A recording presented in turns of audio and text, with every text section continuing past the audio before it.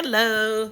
Let's make 4 items that Thane and I had for dinner here, and maybe you'll like one of them. I had a chunk of pork roast, and I'm doing the feathering technique to get it thinner. Now, I could pound it out after this, but I'm lazy and I'm not going to. It'll still be fine.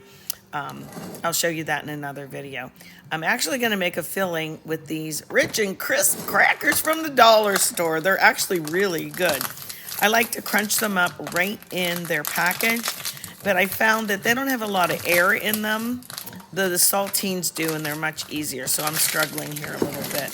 But you'll get the idea. I'm going to use 2 of these little packs, and then I'm going to just use one other ingredient, and we're going to stuff the pork loin. As you can see in the back, I put some Swiss cheese there, and this isn't going to be perfect, believe me. Look at it has like little bit of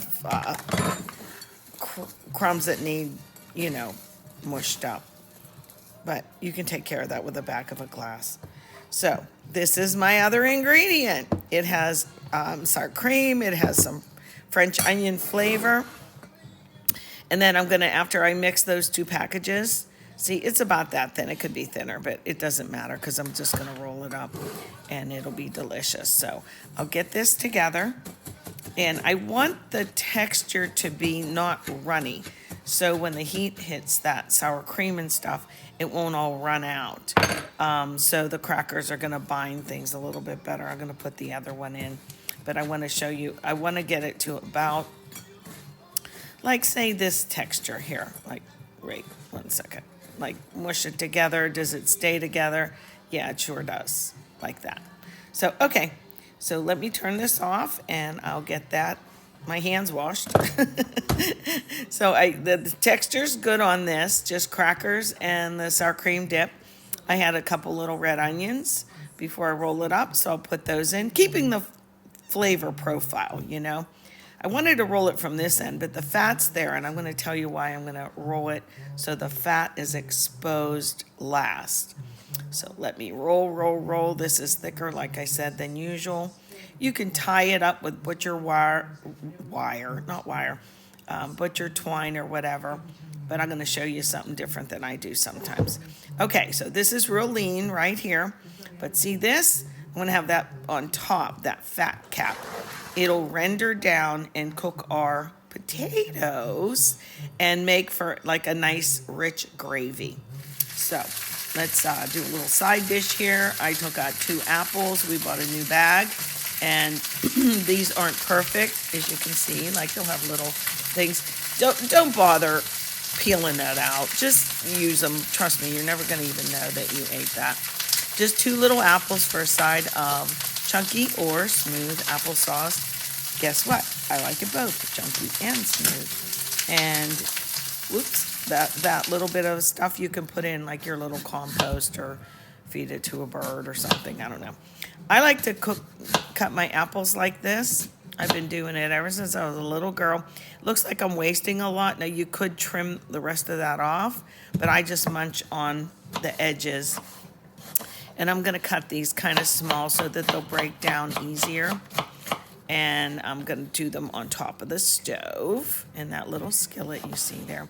Now, if you were making apple pie, I cut things the same way, the apples. But see, like, you just leave them this size then. And it's so much easier than all those little seeds all over your counter and trying to core them out, That was a little bit of water in there I was trying to show you. So just with 2 little apples, you cannot believe how yummy this is. Just with older apples, in fact. And this is something that the kids will like too. Okay, we'll get that on the stove. And we're on to what's next? The potatoes. And they're going to go in the same skillet. So I have 2 potatoes. Again, these are my last 2 before I open the new bag. I'm cutting them thicker. See, like thicker like these. And I washed them first, and they've been sitting out for a while. And looks like I have a hand of cards here. Okay, dealer. Okay, I don't want that one. I'll take one more. I'm so silly. I have a full flush there. Okay. So I'm going to just peel these down, and I'm going to get them in a little bit of oil here. This is vegetable oil. I'm using vegetable oil instead of olive oil on purpose. To keep the flavor profile, let's use some of those dried onions. They will hydrate, believe me, in no time at all. Parsley. I love parsley, even if it's just, not if it's dried. This is garlic powder with pepper already in it. Yay. So I want every single side of these potatoes. Could I have used a larger bowl? Of course I could have. But this is what I had at. So they look like this. You can add some minced garlic in here too. But I'm just doing them like this. My apples are starting to cook a little bit. And look at these skewers. These are my shish kebab skewers, and they're metal. They can go in the oven. I've arranged my potatoes kind of pretty, but they'll all roast really nice. Let me show you my asparagus first. Fresh asparagus, I chop it. I do not snap it off. I think it wastes too much. But back to my skewers.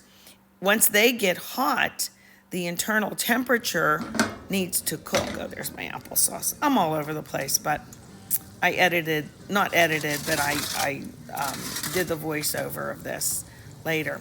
I have that thermometer in there because it definitely has to cook all the way through. But my point was those skewers, since they're inside the pork, they help the internal part get cooked. Boy, this is looking good now. And believe me, this smells delicious. The camera angle here under this light looks awful, but you get the idea. It's like kind of like almost like a pinwheel shape. I turned the sauce into a little bit of gravy.